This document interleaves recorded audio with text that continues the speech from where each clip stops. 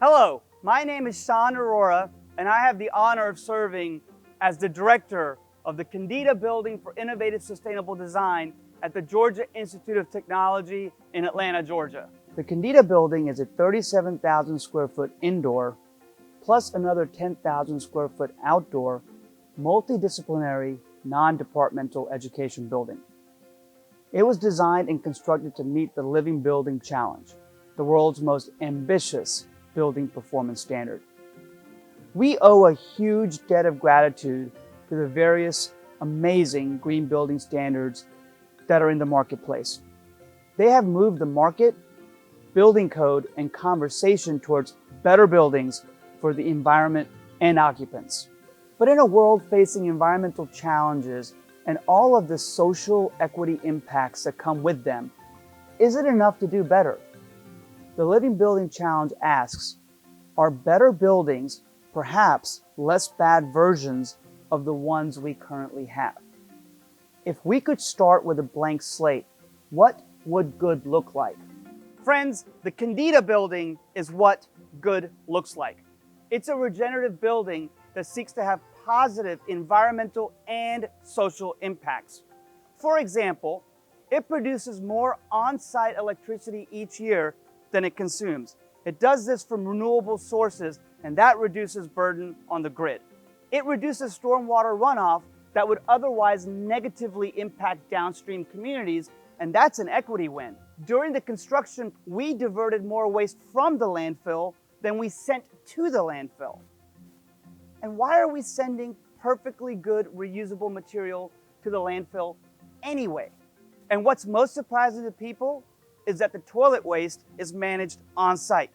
That's right, our toilets don't connect to the sewer. And that's just the tip of this building's regenerative features. The Living Building Challenge looks to nature for inspiration on how to create regenerative buildings. And nature provides the perfect metaphor that encapsulates this regenerative ethos: a flower. Like a flower, a building should take everything it needs from its site. When the building is gone, it should leave more than it took. Flowers do this. They leave behind seeds. They leave behind more life. Therefore, the Living Building Challenge is framed around 7 performance areas called petals. They are place, water, energy, health and happiness, materials, equity, and beauty. And the requirements of all 7 petals have to be met to achieve full Living Building Challenge certification. That's why it's called a challenge. And it makes sense that all of the requirements have to be met. What happens to a flower if you start pulling the petals? The flower falls apart. So similarly, if a project team says, you know what, net positive energy, that's just too hard. Let's pull the energy pedal. Well, where does it stop? What's the next thing that gets cut because it's too difficult? That's why the Kendeda Building exists here in Atlanta, in the South. Prior to the Kendeda Building, most fully certified living buildings were in the Pacific Northwest or the Northeast, parts of the world that have a substantially different climate than here in the South. As long as these regenerative buildings existed in other parts of the country, it was very easy for the naysayers to say, you know what, this regenerative building ethos, it works there. You can't do it here because, and you can just fill in the blanks for the reasons people came up with. The top reason, of course, was it's hot, it's humid. The best way to prove the naysayers wrong and take the it can't be done here argument off the table is by showing that it can be done.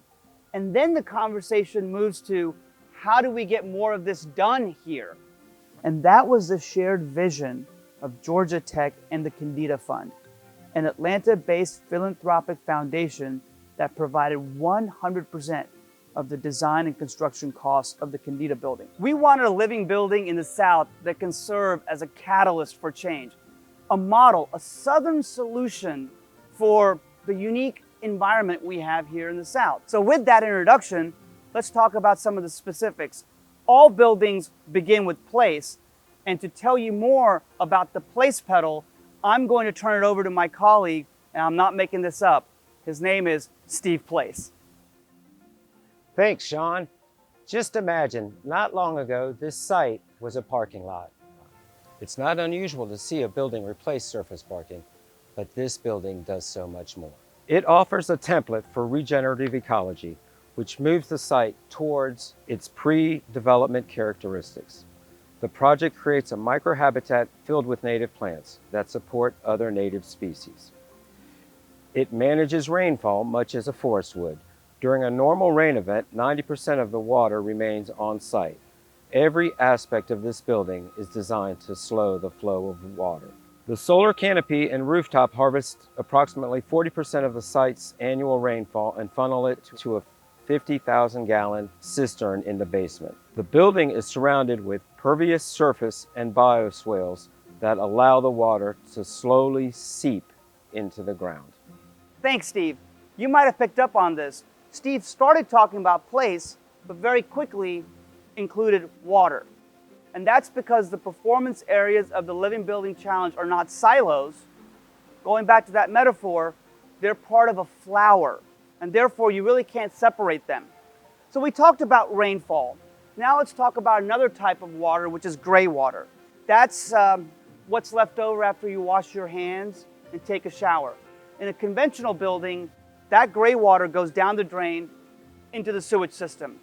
In the Kendeda building, that gray water goes down the drain and ends up here, where natural systems, these plants and their roots, do the initial filtering of that gray water, and then we let nature take care of the rest. That is a natural solution, but this is also an amenity. As our students and our faculty and our visitors enter the building, this is what they're greeted by. We like to think it makes them happier. Speaking of happy, our bees who are on the rooftop, yes, we have rooftop bees here in the Kendeda building. We think this garden makes them happy because of the flowers. The flowers give the bees the pollen they need to make their honey. There's another type of water, and that's the water left over from the HVAC systems, the condensate. In a normal building, that condensate is typically just dumped. In our building, we collect that condensate water and use it to irrigate our landscape and our rooftop garden. And the last type of water is the icky stuff, and we'll get to that later.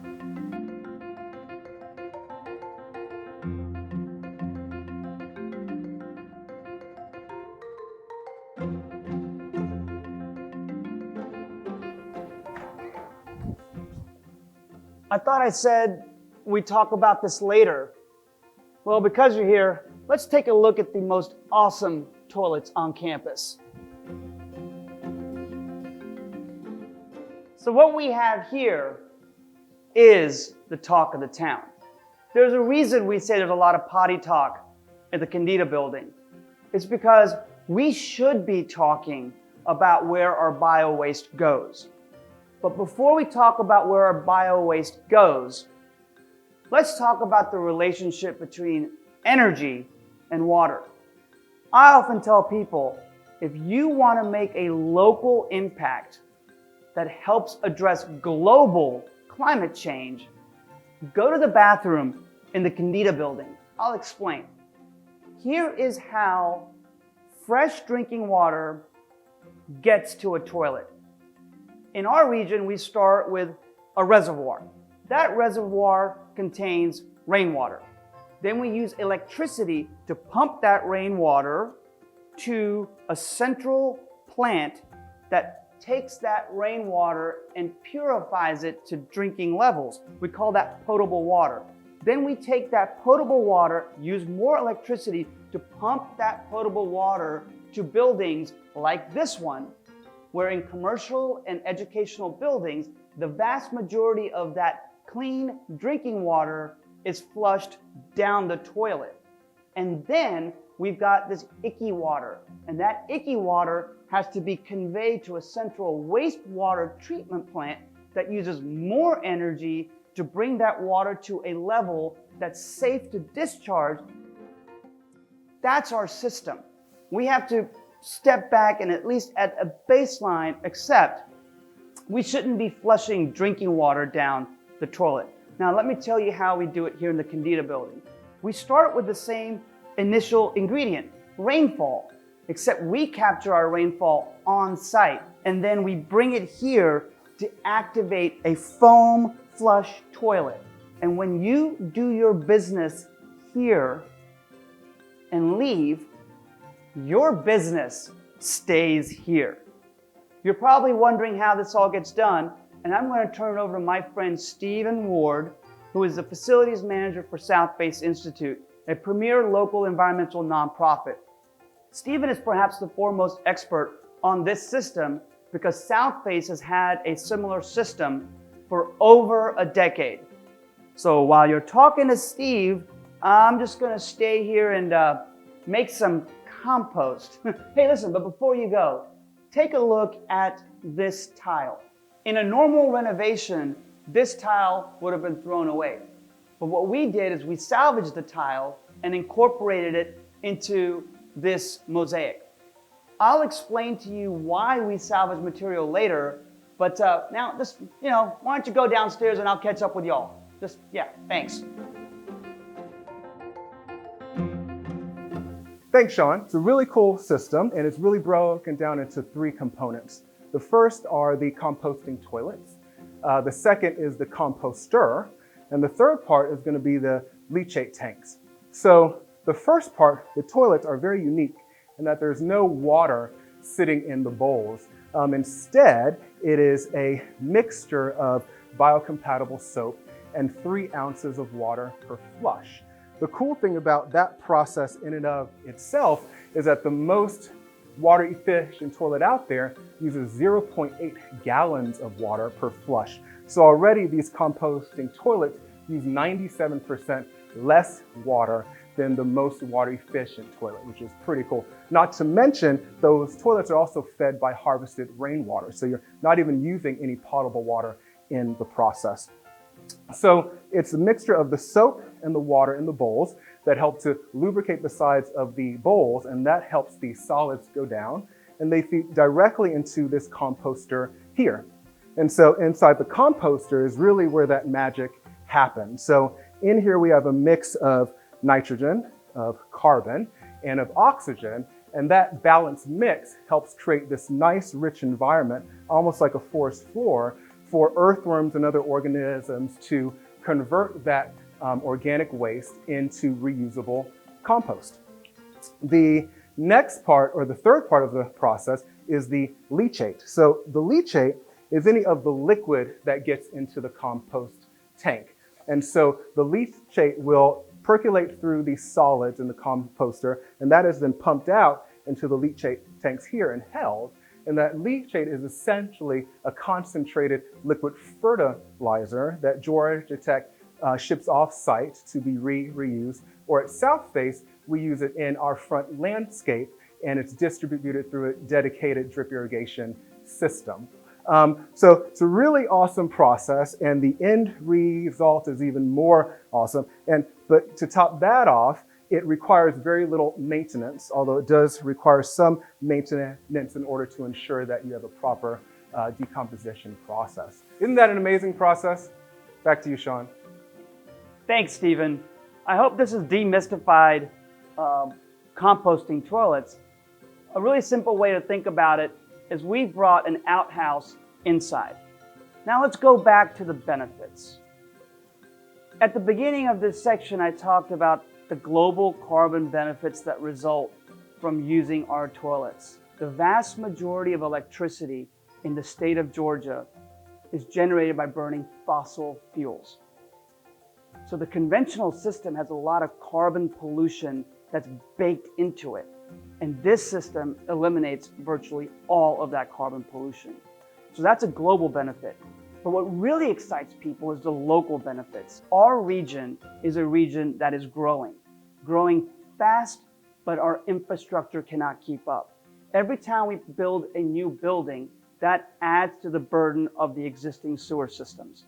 And these sewer systems are being overwhelmed. If we deployed more of this technology as we constructed new buildings, that would allow us to continue to grow without burdening infrastructure.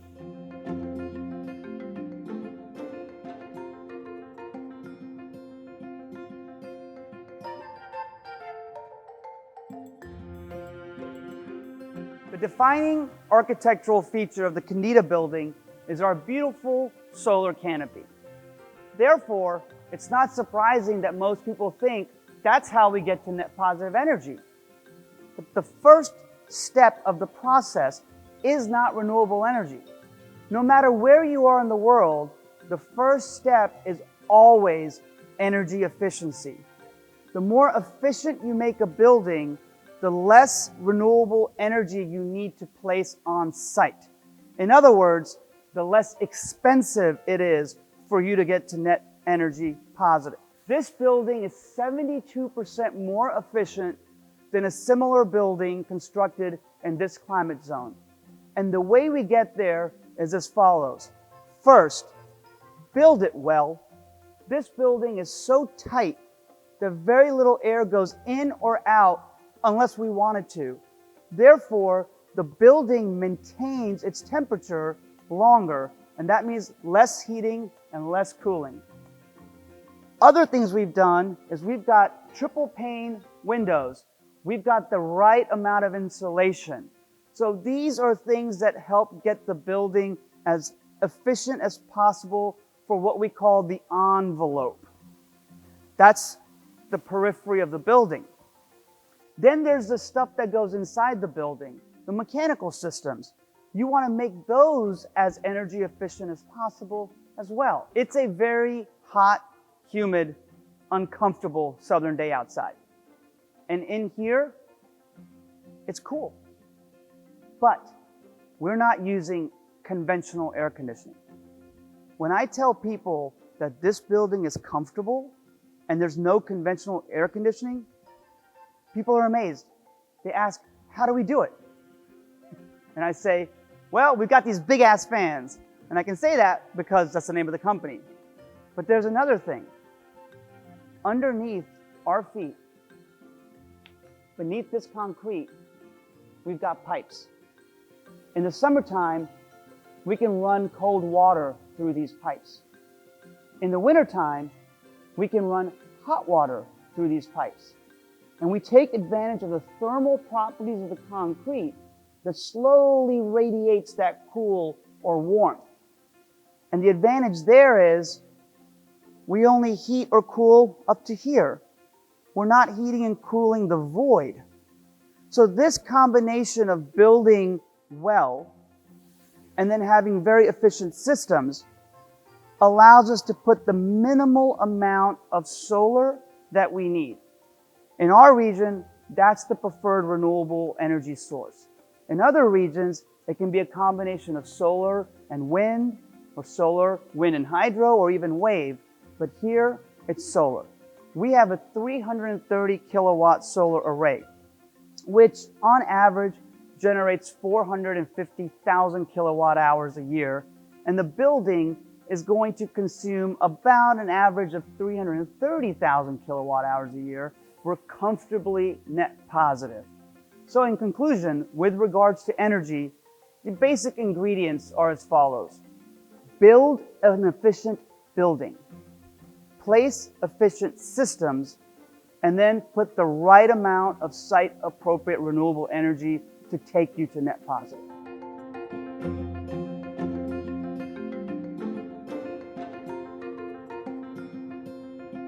Let's talk about materials. This used to be a tree that fell down on campus, and now it's a beautiful countertop. This ramp is made from wood that we salvaged from a deconstructed building. And these stair treads represent Georgia Tech's history and legacy. They come from the Georgia Tech Tower. In the 1880s, that's when that building was built. And this is original wood from the original construction. So think about it. The trees began their life in the early 1800s. And in a normal construction, this would have been thrown away. Why are we throwing away perfectly good material? Where is away? It doesn't go to Mars, it stays here. And increasingly, it's having local and global impacts. So what we did is we salvaged that material and incorporated it into this building so this original piece of Georgia Tech's history can continue to inspire generations of Georgia Tech students. So the materials pedal has a very key requirement, which is that during the construction process, we have to salvage more material from the landfill than we send to the landfill. And the way we do that is through the incorporation of the salvaged materials that I just mentioned and more. You know, the salvaging of materials does incur labor costs. You have to have labor to deconstruct the building, to transport that material to a shop to get milled, and then to transport that finished milled product to the construction site. But here's the thing, that's local labor. If we scaled the incorporation of salvaged material into new construction and in renovations, we would spark a new industry that doesn't even exist, a salvage economy. So just think about it. Imagine going to your local home improvement store, the same way you go to your local grocery store, where you say, where's the natural food section? In your home improvement store, you'd say, where's the salvage materials section? That's what's possible if we scale this to a regional level.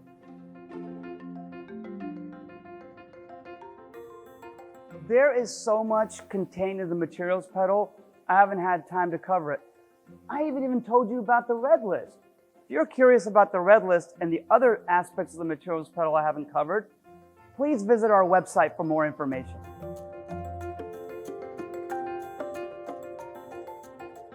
If there's one thing you remember from this tour, it's that if you've got so many things that you gotta do to satisfy a challenge, be thoughtful about how each thing you do can satisfy more than 1, 2, 3 requirements.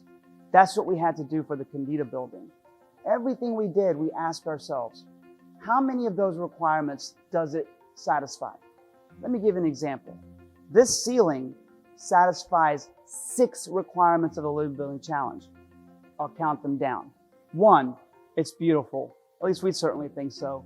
2, did you know there's a technology that takes atmospheric carbon dioxide and it turns it into a building product? The technology is called a tree.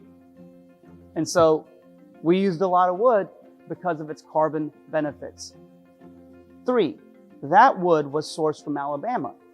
That's because we have a requirement to source 50% of the materials used in this building from within 1,000 kilometers. Those trees were sustainably harvested. Then we also incorporated salvaged material from Atlanta's film industry that would have just been thrown away. And we didn't stop there.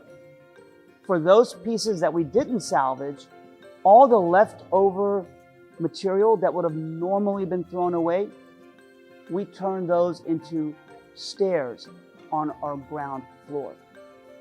And we could have stopped there. We could have patted ourselves on the back and said, we satisfied 6 requirements of the Living Building Challenge. But here's the thing about the Living Building Challenge. Remember, it's a philosophy. You can't unlearn what you've learned. So we asked ourselves, is there something else we can do? And we realized there is. What does a building mean for local equity? So we partnered with a local nonprofit called Georgia Works. And Georgia Works has one goal: to help men at risk of chronic homelessness get off the street. And the way they do that is through shelter, education, nutrition, healthcare, and workforce development. 6 individuals from that program helped us construct this ceiling and went on to get marketable skills. We think that is one of the lasting legacies of this building and is a prime example of how you can think about doing more with one idea. So we've taken the challenge. Now, we challenge you to do the same. We challenge you to rethink what your expectations are of a building. Challenge your policymakers. Challenge the people who build your buildings to do more, to take us and this region to a regenerative future. Thank you very much.